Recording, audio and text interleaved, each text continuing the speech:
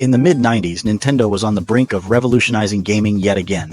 With the release of the Nintendo 64 in 1996, the company promised players a leap from 2D side-scrolling adventures to full 3D environments.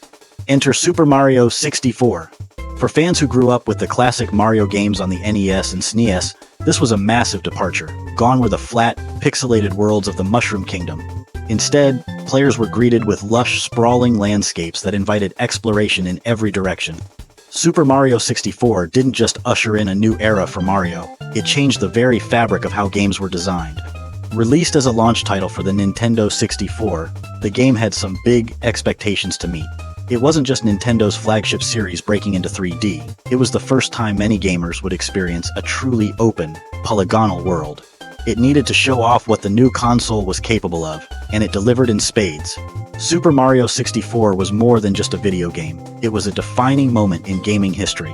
Whether you were sliding down an icy slope in Cool Cool Mountain or narrowly escaping lava pits in Lethal Lava Land, the memories this game created were as vivid as they were timeless. It's no exaggeration to say that Super Mario 64 set the stage for modern 3D gaming and cemented its place as one of the greatest video games of all time. Super Mario 64 wastes no time setting the stage. The game opens with a charming invitation from Princess Peach, who writes Mario a letter, beckoning him to her castle for some cake. It's a simple setup that feels quintessentially Mario. The castle is eerily quiet, and instead of finding Peach waiting to greet you, a sinister laugh from Bowser echoes through the halls. It's the classic damsel in distress story, but this time, it's framed in a way that leverages the game's open-world design. Bowser, as it turns out, has taken control of the castle and imprisoned Princess Peach by sealing her within its walls, using the power of the castle's stars. These power stars are hidden in magical paintings scattered throughout the castle, each leading to a unique world filled with its own challenges and enemies. Bowser's forces have also taken up residence in these worlds, guarding the stars and creating obstacles to prevent Mario from rescuing Peach. What makes Super Mario 64's story stand out isn't its complexity. After all, it's essentially a reimagining of Mario's age-old quest to save the princess, but how it's integrated into the gameplay. Rather than relying heavily on cutscenes or dialogue, the story unfolds organically as you explore the castle. There's a subtle brilliance in how the story uses mystery to keep players engaged. Who could forget the first time they approached a painting, only to realize it wasn't just decoration, it was a portal to an entire world? Or discovering hidden areas like the secret aquarium or the hazy depths of the castle basement, all while piecing together clues about Bowser's plans. Ultimately, Super Mario 64's story is effective because it knows when to stay in the background. The game's focus is on exploration and gameplay, with the narrative serving as a framework to motivate players. It's a tale as old as time, a plumber versus a fire-breathing turtle, but by weaving it into the structure of Peach's castle and its worlds, it feels fresh and immersive. When it comes to gameplay, Super Mario 64 redefined what players thought a platformer could be. Gone were the days of strictly linear paths and pixel-perfect jumps. This was a bold new world of freedom, where players could run, jump, and explore in every direction. At the heart of it all was Mario's tight, responsive control scheme, which made simply moving around the game's world a joy in itself. From triple jumps to backflips, wall kicks, and long jumps, Mario's moveset felt fluid and intuitive, a playground for experimentation.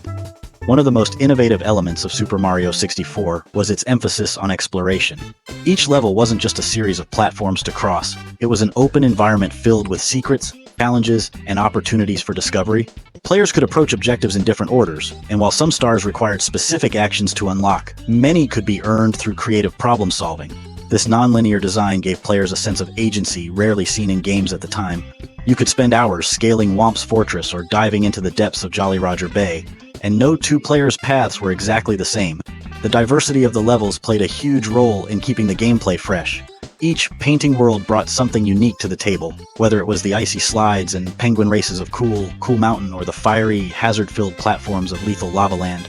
Even though some levels, like Hazy Maze Cave, could feel more confusing or less engaging, the sheer variety kept players eager to see what the next world would bring.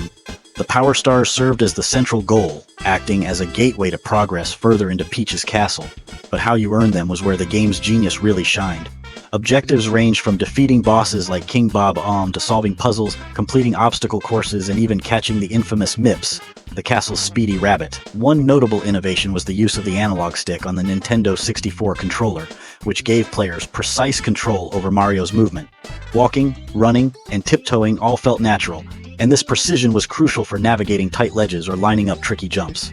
However, not everything was perfect. The camera system, handled by Lakitu, was a source of frustration for many players. While groundbreaking at the time, the limited camera controls could lead to awkward angles and misjudged jumps. It's a flaw that reminds us of the growing pains of early 3D gaming, but one that doesn't overshadow the overall experience. The gameplay in Super Mario 64 felt like a perfect storm of innovation and polish. It offered a level of freedom, creativity, and immersion that was unheard of in 1996, setting the gold standard for 3D platformers. While certain quirks, like the sometimes clunky camera or uneven level quality, could detract from the experience, they were minor blemishes on an otherwise revolutionary game. Super Mario 64 was a visual and auditory marvel for its time, even if its polygonal style might look a little rough around the edges today. Back in 1996, the transition from 2D sprites to fully 3D environments was groundbreaking, and Super Mario 64 stood proudly at the forefront of this shift. The game made smart use of the hardware, leaning into its strengths while working around its weaknesses. The blocky, low-poly models, particularly noticeable in characters like Bowser and Mario, were kept charming thanks to clean textures and iconic designs. Mario's bright red and blue outfit, for example, not only made him instantly recognizable but also popped against the lush greens of Bob-omb Battlefield or the stark whites of Cool Mountain. But it wasn't just the levels themselves that stood out. There were also tons of smaller visual touches that made the game feel special. Who could forget the first time they saw Mario's face on the title screen, fully animated and stretchable with the controller? It was an early sign that the game was here to play with your expectations. The water effects in levels like Jolly Roger Bay were another standout, with realistic-looking ripples that were mesmerizing in an era when water in games was often just a flat blue surface. And while the draw distance could be limited, causing some objects to pop into view unexpectedly, the game cleverly masked this with fog effects or level design that kept the action close to the player. On the sound front, composer Koji Kondo delivered one of the most iconic soundtracks in gaming history. Super Mario 64's music is a masterclass in setting tone and atmosphere.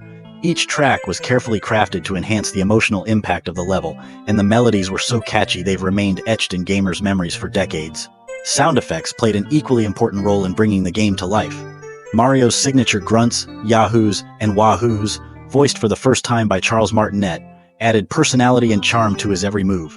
Collecting coins, stomping on Goombas, and opening treasure chests were accompanied by satisfying audio cues that gave every action a tactile feel.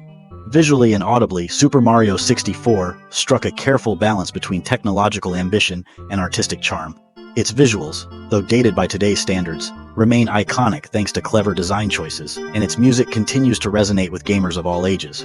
The presentation as a whole created an experience that felt cohesive and larger than life, immersing players in Mario's 3D debut in a way that hadn't been possible before.